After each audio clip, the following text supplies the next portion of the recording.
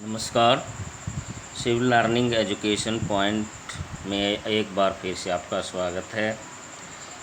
कृपया चैनल को लाइक करें और सब्सक्राइब करें ताकि आने वाली वीडियो आप तक पहुंच सके और हमें वो मोटिवेशन मिलता रहे। आज हम 2047 में ऐसा होगा भारत निबंध पढ़ेंगे, समझेंगे। भूमिका।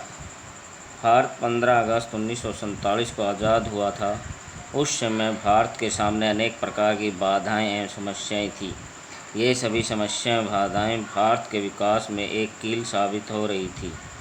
जिस समय हम आज़ाद हुए उस समय हमारे पास खाने को अन्न बर्तन ढांपने के लिए वस्त्र एवं मकान नहीं थे, लेकिन हम सब भारतवासियों ने अपने दृढ़ संकल्प एवं उच्च आदर्शों को अपनाकर इन सभी समस्याओं को पार पा लिया। आज हम न केवल खाद्यान्न में आत्मनिर्भर हैं, अपितु एक कदम हर क्षेत्र में आत्मनिर्भरता की ओर कदम बढ़ा रहे हैं।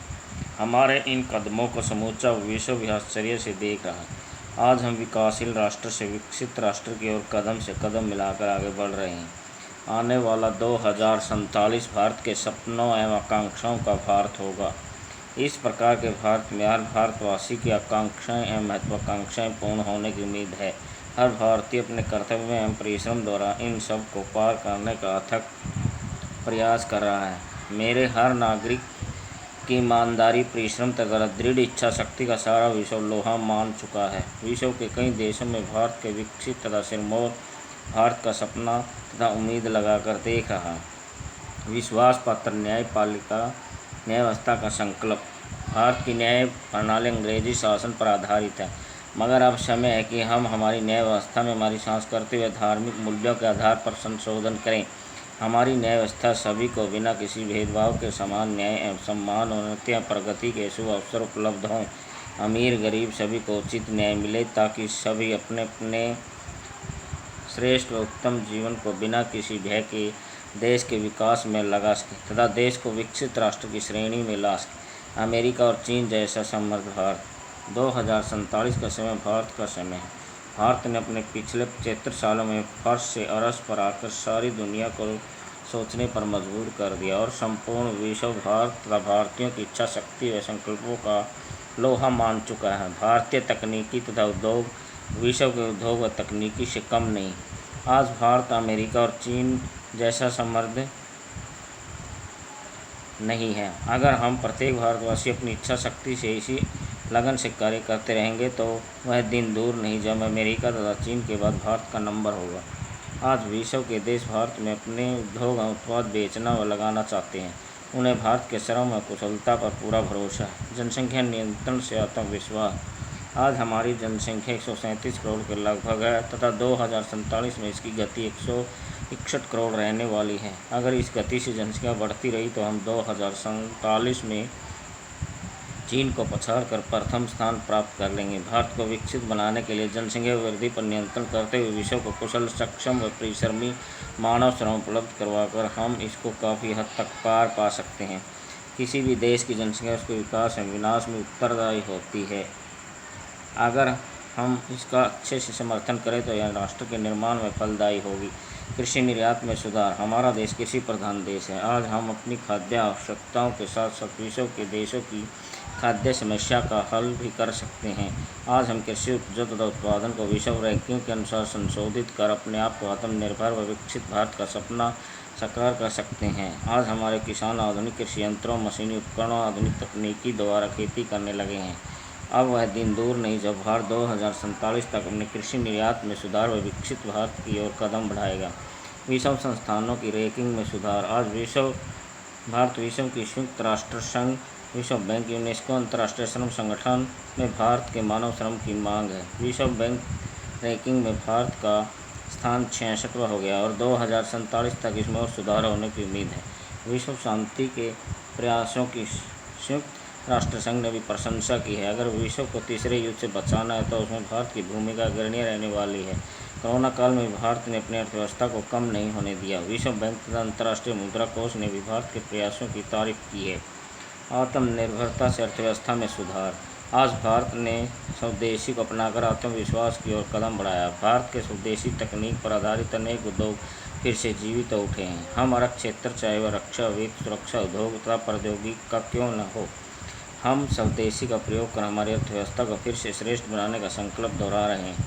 आज हमारे औद्योगिक उत्पादन की विश्व के अन्य देशों में मांग है और सुरक्षा उपकरणों को तो भारत निर्यात कर रहा है, जिससे हमारी अर्थव्यवस्था विकसित बन सकेगी। हम भारतीयों को अपनी आकांक्षाओं और मूल्यों द्वारा 5 प्रणों को अपनाकर अपने इसको जगत सिरमौर बना देंगे। हमारा पहला प्रण यह है कि हम गुलामी से दूर रहकर अपने आप को व देश के उन्नत व विकसित बना सकते हैं। गुलामी वह अभिशाप है जो हमें सदियों तक सहन किया है, इसका अर्थ हमने अधिक और कौन जान सकता है। दूसरा प्रण यह है कि हम अपनी विरासत पर गर्व करें। हम भारतवासी सौभाग्यशाली के हमारे यहाँ विश्व की सबसे उत्तम, सर्वोपरि, श्रेष्ठ विरासत पाई जाती है। हमारी विरासत श्रेष्ठ है, इसका उदाहरण हमें इतिहास के पन्नों से प्राप्त होता है। तीसरा प्रण भारत की एकता, अखंडता को बनाए रखना है। भारत विविधता वाला देश है, इतनी अधिक विविधताएँ शायद अन्य किसी देश में पाई जाती हैं। इन विविधताओं के होते हुए भी हमें कई भाईचारे तथा सौहार्द से रहना होगा, ताकि हमारी एकता, अखंडता पर कोई प्रहार न हो।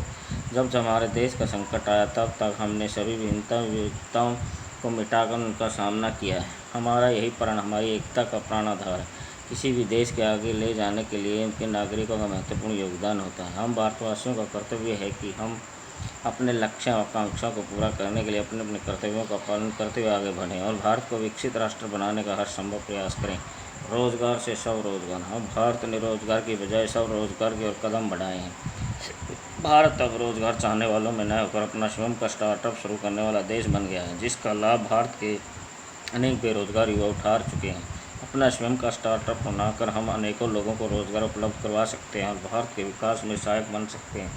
सूचना क्रांति में भारत का नाम। आज का युग सूचना प्रौद्योगिकी का युग है। इसमें हम भाग्यशाली हैं कि हमारे देश में सूचना प्रौद्योगिकी में भारत ने दिनों दिन प्रगति की है। आज भारत के युवा इंजीनियर विश्व के अनेक औद्योगिक इकाइयों में सेवाएं प्रदान कर रहे हैं। विश्व के अन्य देशों में भारत के तकनीकी श्रमिकों की मांग है। भारत में मोबाइल, इंटरनेट तथा औद्योगिक संस्थाओं का तेज़ी से विकास हो रहा है। भारत संप्रेषण में अव्वल दर्जे पर आता है। भारत की सूचना क्रांति पिछले 75 वर्षों में बढ़ी है तथा आगे वाले 25 वर्षों में इसके प्रसार व प्रसार की ओर भी संभावना दिखाई देती है। सूचना क्रांति के कारण भारत की तकनीकी, औद्योगिक तथा अर्थव्यवस्था को नया आयाम मिला है। हम अपनी भाषा, संस्कृति और सभ्यता पर गर्व करें। हम अपनी भाषा, संस्कृति और सभ्यता पर गर्व करके ही हमारे देश की विकसित तथा सिरमौर राष्ट्रों की श्रेणी में ला सकते हैं। हमारी भाषा हिंदी सभी भाषाओं की मूल है। सभी भाषाएं हिंदी के बिना नीरस जान पड़ती है। अगर भारतीय सभ्यता और संस्कृति से हिंदी को निकाल दिया जाए तो यह मृत प्राण बन जाती है। दूसरी ओर भारतीय संस्कृति विश्व की श्रेष्ठ संस्कृतियों में से एक है। भारतीय संस्कृति का मूल आधार नैतिकता है, जो इसको सजीव बनाए हुए। पिछले 75 वर्षों में सारे विश्व ने इसका लोहा माना है। अगर भारतीय संस्कृति से नैतिकता को निकाल दिया जाए तो यह निष्प्राण दिखाई देती है। भारतीय सभ्यता विश्व की श्रेष्ठ सभ्यताओं में से एक है। ऐसी सभ्यता की मिसाल अन्य विश्व की सभ्यता में नहीं मिलती। इसलिए हम सब भारतवासियों का प्रण है कि हम सब मिलकर अपनी भाषा, संस्कृति और सभ्यता पर गर्व करें और हम आगे बढ़ने के लिए निरंतर प्रयास करते हैं।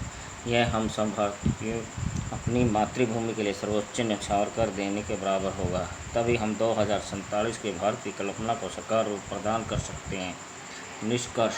यह ठीक है कि 2047 में भारत का एक अलग ही स्वरूप दिखाई देगा। वह होगा श्रेष्ठ विकसित भारत, हमारी सबकी आकांक्षाओं और अपेक्षाओं वाला भारत, जिस पर हमारा सारा विश्व नज़रों से गड़ाए हुए देख रहा है। जो हर भारतवासी का सपना है कि भारत किस प्रकार विश्व में सिरमौर कहलाए। यह एकदम के प्रयास से नहीं होगा, बल्कि इसके विकास में आज भी अनेक बाधाएं और समस्याएं। तब तक उनका हल नहीं होगा, तब तक हम 2047 के भारत की कल्पना भी नहीं कर सकते। सबसे पहले हमें भ्रष्टाचार, भतीजावाद, भाईचारा, भाषावाद, आतंकवाद तथा भाषा आदि का मुकाबला कर इसे हराना होगा।